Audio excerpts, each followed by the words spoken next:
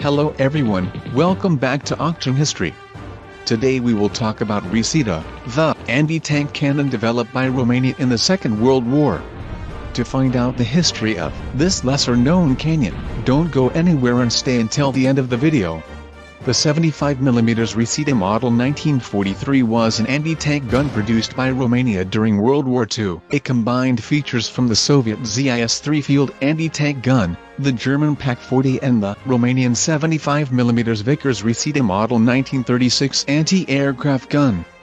It saw service against both the Soviets during the Jassy-Kishinev offensive and against the Germans during the Budapest offensive and subsequent operations to clear Austria and Czechoslovakia. According to British historian Mark Axworthy, the gun could be considered the most versatile of its class developed during World War II, outperforming Soviet, German and Western counterparts. Development began in 1942 of a dual-purpose field and anti-tank gun that could be built in Romania to replace the collection of obsolescent field guns currently used and upgrade their anti-tank defenses of the army. To speed development, Colonel Valerian Stolrescu suggested combining the best features from the 75mm 3.0-in guns already in service in Romania, Germany or captured from the Soviets. Colonel Nestorescu was selected to produce a prototype to be built at the Uzinel and Domeniul Resita in Resita.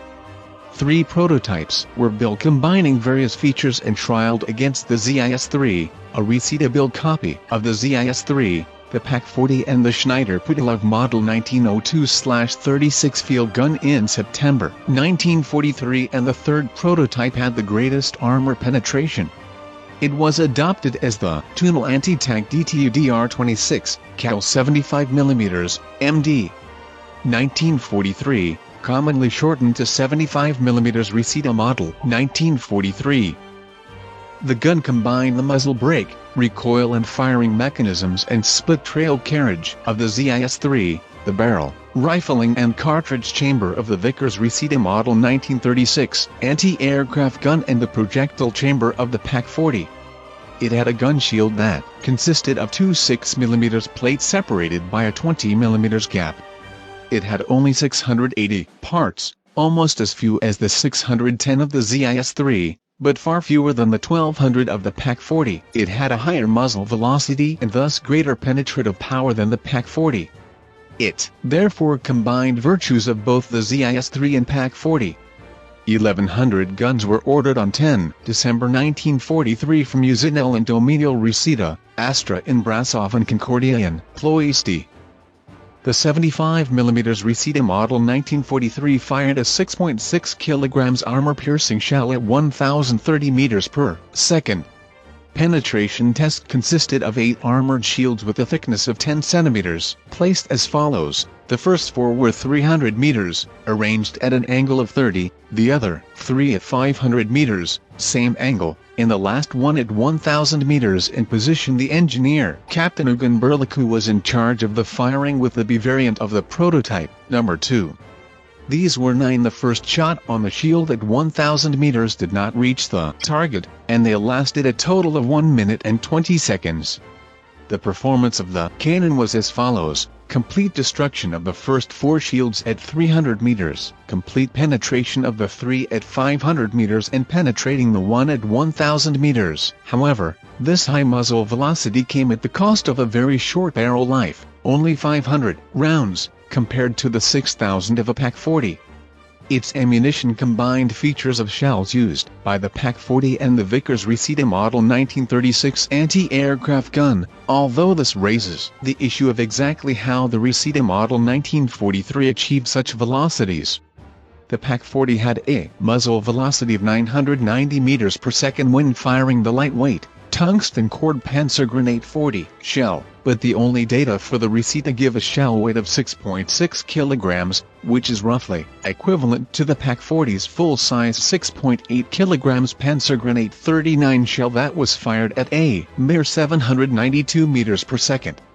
Unfortunately, detailed specifications for the Resita's ammunition haven't been discovered, so that question will have to remain unanswered.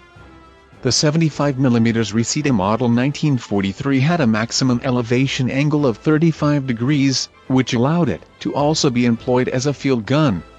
This was almost as much as the 37 degrees of the Soviet ZIS-3, a dedicated field gun, and significantly more than the 22 degrees of the German Pak-40 anti-tank gun. It could also depress slightly more than both -7 degrees, compared to -5 degrees of the other two guns. This made the Romanian gun arguably the most versatile in its class during World War II, outperforming its Western, German and Soviet equivalents. The first 24 guns were issued to the 1st Armored Division in the spring of 1944, and later to independent anti-tank regiments with 36 guns apiece formed from the artillery regiments of the disbanded Frontier Division. Most of the cavalry and infantry divisions began to receive some guns during the summer of 1944. A total of 372 pieces were produced, 210 at the Resita Works, 120 at the Astra Works in Brasov, and 42 at the Concordia Works in Ploiești. However, the gun displayed in Oradea has serial number 394, thus the production run was likely larger. Despite the losses suffered during the Soviet Jassy-Kishinev offensive of August 1944, most divisions at the front in February 1945 had between 6 and 12 75mm Resita Model 1943 on hand. After the war, the gun was relegated to secondary roles, such as training, because it had a Western caliber. The 75mm Resita Model 1943 was used until 1998, when it was phased out. The gun was also used on the last 3 prototypes and the serial production vehicles of the Maresl tank destroyer. An almost complete example, lacking optical sights, is displayed at the Romanian National Military Museum in Bucharest. 5 more are displayed in various places around the country, 1 on the sidewalk in front of the Military Museum in Oradea, 2 more in Liberty Square in Timisoara, 1 in the Du Military Museum and, finally, 1 at the Military Museum in Constanta. If you like this material, click the like button, share, or leave a comment in the section for them, or subscribe and turn on the bell to keep up to date with the new video. Follow our journey.